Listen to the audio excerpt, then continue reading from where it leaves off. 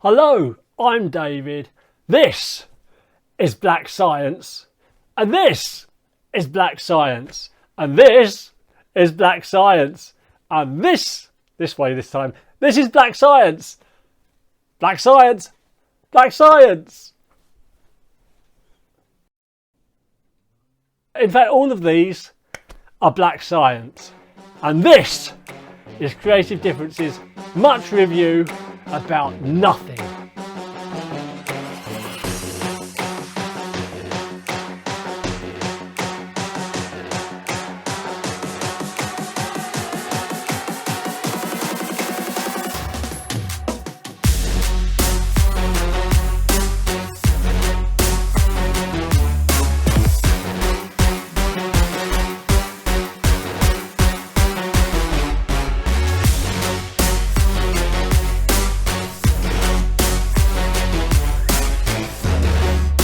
Hey, hello and welcome to episode 2, the second episode of Creative Differences, much review about nothing. Today we're moving on to comics and in particular Black Science. This is book 1, Avoiding the Glare. It's from Image Comics. It's written by Rick Remender, art by Matteo Scalera, and colours by Dean White. Now, let's get straight into it. I collect the trade paperbacks, the paperback trade paperbacks. You can also there are comic people out there. Oh, don't do that! Don't do that! He's looking after them in a plastic thing, and he's doing that. Why is he doing that? To put you on edge. No. I shouldn't do that. I apologise. I'm trying to retain my geek points. I collect them as trade paperbacks. There are 9 trade paperbacks in the set. You can get them as an omnibus collection. There are 3 omnibuses. Omnibuses.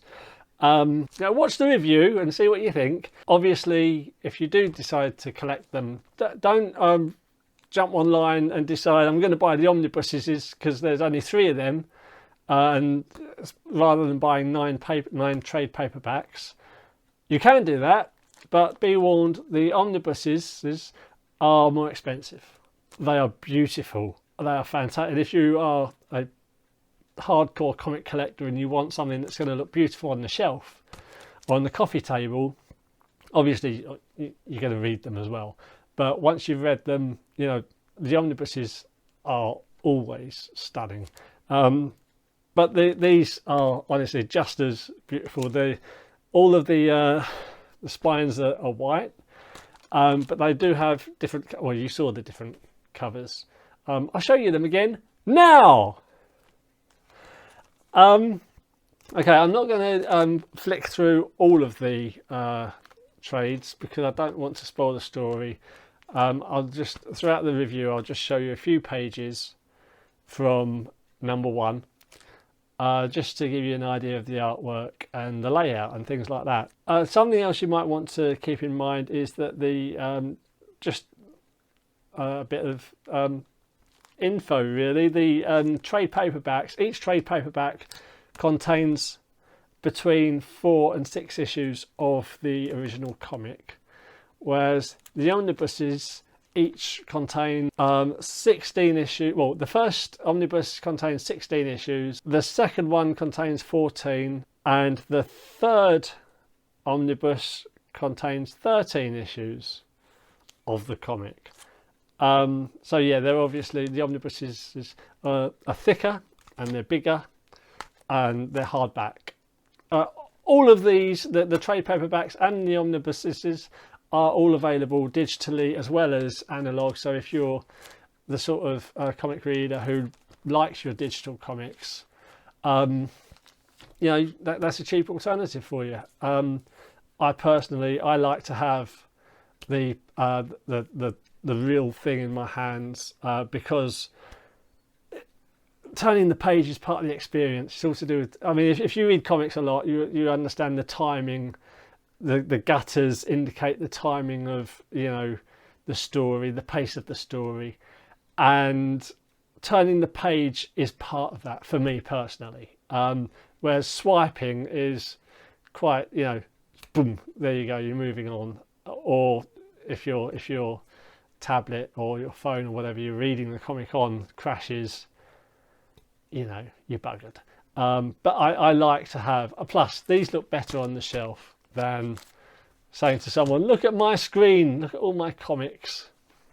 Just my opinion. Just my opinion. Okie dokie. So as for the story, I'll read you the. There will be minor spoilers in this, as there are with all these reviews. I'm trying not to give too many spoilers, you know, and certainly no big ones. So you know, bear that in mind. But this is the synopsis from the back of the book. I'll have a drink of water before I begin. Grant McKay, leader of the Anarchist League of Scientists, has finally done the impossible. He has spat all over my book. He has deciphered black science and punched through the barriers of reality with his creation, the Pillar.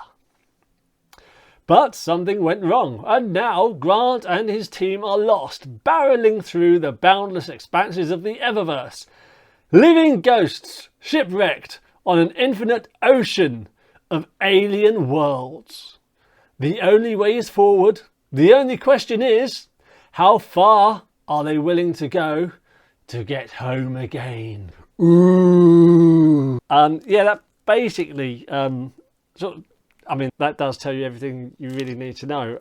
Okay, I'll try to give you a spoiler-free thing, and I'll put that down because it's a bit noisy. Okie dokie. Right, the world is a mess, much like our world. You've got poverty, famine, disease, global warming, all these other things that are wrong in the world. A genius scientist and social rebel, Grant McKay, has an idea to sort out all of these problems and others. His solution is to travel to other dimensions, parallel universes, see what they did to solve these problems, and, you know, bring that information back to his own universe, which, for the sake of this, we'll call our universe. To sort out, you know, all of these problems, and if the solutions are technologically based, bring back that technology, whether he's allowed to or not. So in order to do this, with his team, he calls the Anarchist League of Scientists, he designs and builds a device he calls the Pillar, and when it's completed, he brings his children along. He's an estranged father. He brings his two children along to see the Pillar, and something goes wrong, and all of a sudden Grant McKay, his entire team and his two children are hurtling through they call it the Eververse, I think.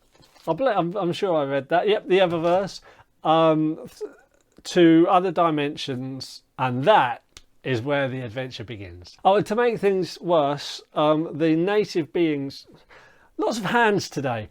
To make things worse, the native beings from each dimension are not always friendly, and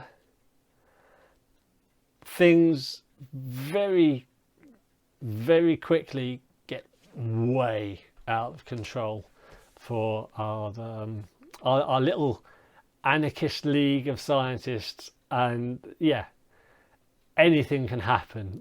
And it does. I'm not going to tell you what anything is.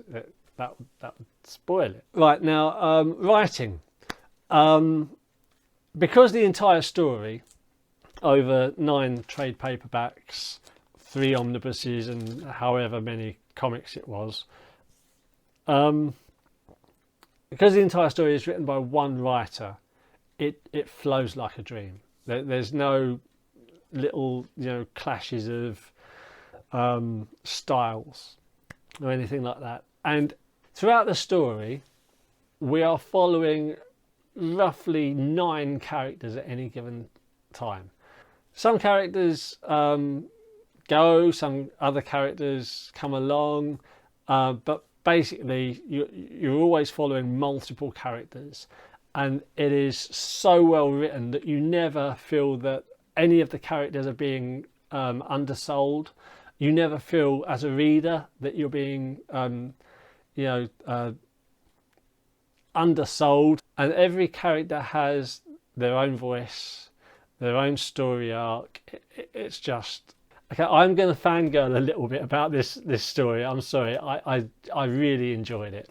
Text boxes are used quite a lot to express characters' inner monologues. Now, one of the things I hated about old school DC is that they used to use so many text boxes to express inner monologue and inner thoughts and things like that for their characters, and you would end up with a panel and it was just basically text boxes, and there might be a speech bubble, and then you've got a little bit of a picture.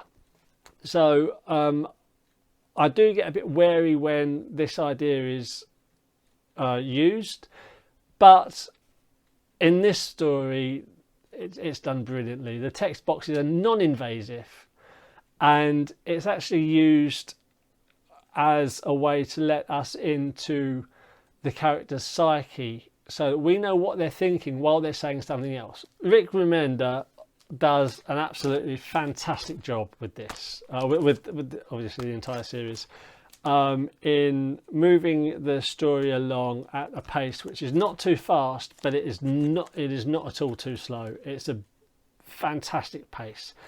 None of the characters are sort of sold short.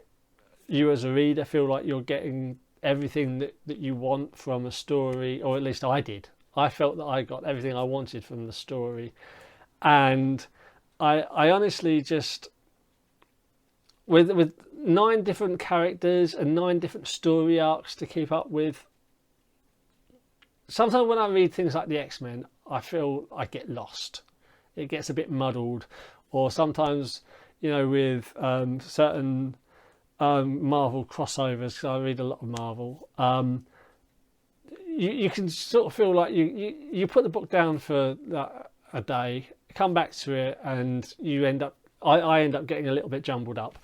I didn't with this. Every character has their own voice, their own style, and it's brilliant. It's very easy to keep up with all the characters without getting in a muddle. The story contains various different aspects of comic lore. I would say it is a sci-fi story, but it does involve that there are aspects of fantasy, and I know it's a very grey area, sci-fi fantasy, but that's what I would say. There are elements of fantasy, and there are superhero elements as well as you go through. But ultimately, bottom line, it's science fiction. The other thing you need to know, it is not for children. There are some naughty words. Now, the artwork is absolutely stunning on this. Matteo Scalera and Dean White have absolutely taken full advantage of the fact that much of the story takes place on other worlds, and when it's been necessary, they've added a real sense of dynamicism.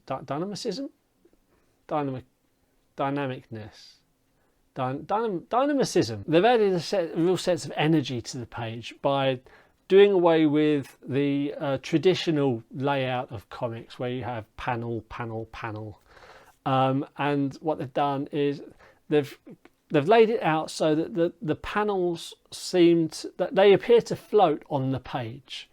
They're not sort of lining up, and they just seem to be floating there. And some panels overlap others. Other panels, you'll have a large panel which provides the background for a smaller panel.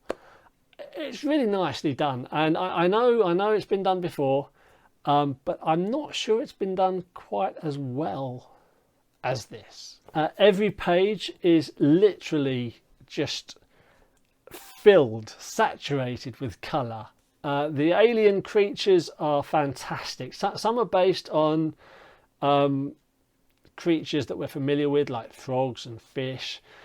Some are energy based, and some are humans, but they're from various times in history or the future. And all of our main protagonists all have parallel versions of themselves in each parallel world with parallel objectives. I just think Rick Remender and Matteo Scalera and Dean White are a fantastic team. It's from Image Comics. I don't know if I mentioned that at the beginning. I probably should have. I apologise. It's from Image Comics. I actually came across this. I was looking for something a bit different from Marvel and DC, and I went into a comic shop. It was either Gosh Comics in London, or it may have been Forbidden Planet in Newcastle or Durham, I can't remember. But I went in and I had a chat with them, and this was one of the ones that they recommended.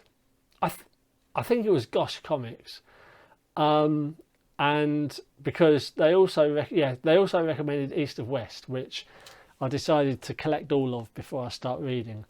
But this just goes to show, had I not gone in there and I just been buying, books and comics just online, I would never have discovered this. So go to your local comic shop, support your local comic shop, and you know what? They will support you 100%. I really like this very, very much. And despite it being over 9 trade paperbacks, and despite having a massive pile of things that I need to read, I think I'm going to revisit this quite soon. As I say, it is well paced, it's a lot of fun, it's very vibrant image wise. And if you're into sci-fi especially, I think you'd enjoy this. I'm not telling you to buy it, I'm just saying you might enjoy it if you gave it a go. Go in your local comic shop, ask them for advice. They might know somewhere that you can sort of read a couple of pages and see if it's something that you'd like to try. And also, I want to take this opportunity to, if Rick Remender, Matteo Scalera or Dean White do happen to watch this, I just want to say thank you. I love it. Simple as that. Now, I had a good think about this, and I was trying to think, are there any improvements that I personally think, I'm just someone who reads comics, but as a reader, is there anything that I would suggest as an improvement?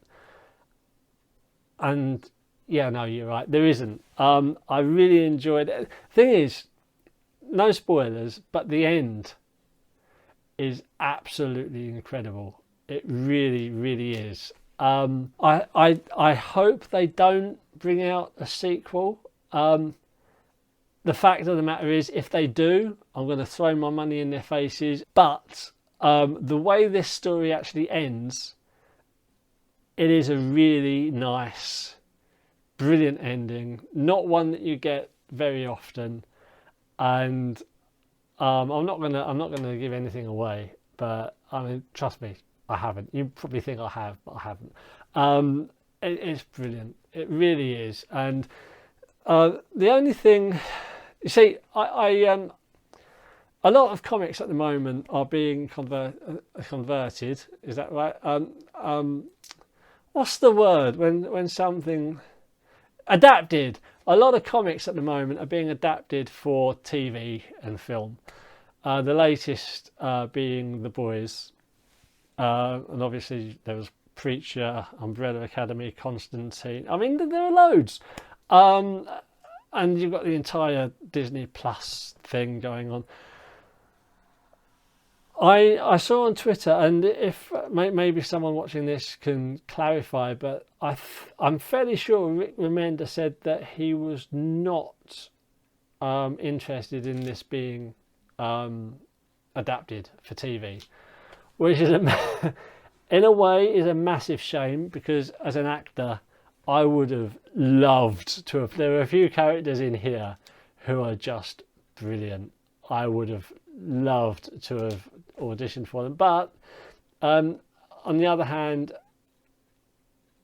the comics geek in me understands where he's coming from, and you know, the TV shows are never as good as the comics. I'm yet, in fact, I stopped watching The Boys. I read The Boys comics, the trade paperbacks, and absolutely loved them to bits. I've got one to read, which is like a sequel to The Boys. I love that story. I love those comics. They're so brilliant. And then when you watch the TV show, had I not read the comics, I'd probably love the TV show.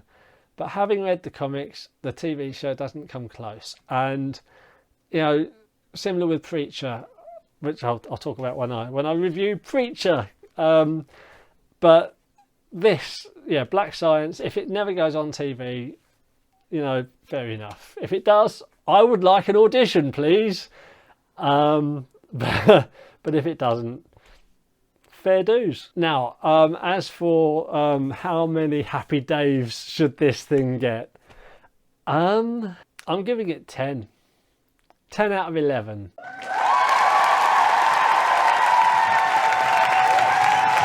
Okie dokie. Right. Well, thanks for watching. Hope you enjoyed it. Don't forget to like, subscribe, ring-a-ling my ding-a-ling for notifications and stuff like that. Hopefully the green screen is not going to be all flickery today. I've got some lights on. But there is a storm a brewing, so I cannot win. Yeah. Thank you very much. And you know, tell everyone about the channel. Brilliant. See ya! Yeah!